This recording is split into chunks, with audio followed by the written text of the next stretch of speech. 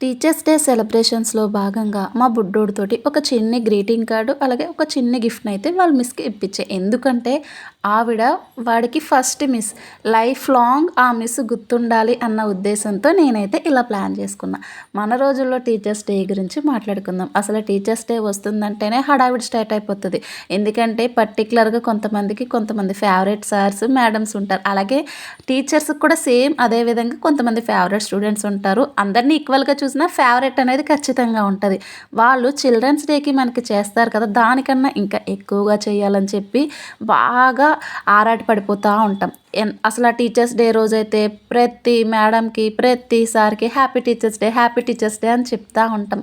అలాంటి టైంలో ఎంత సీరియస్‌గా ఉన్న సారైనా కూడా చిన్ని స్మైల్ ఇస్తా ఉంటారనమాట. అది మనకి అబ్బా! ఎంత మంచి ఫీలింగొస్తదో. అసలు ఆ రోజు పొద్దున్నే ప్రిన్సిపల్ సార్ మనకి అసెంబ్లీలో స్టార్ట్ చేస్తారు కదా! టీచర్స్ డే గురించి స్పీచ్.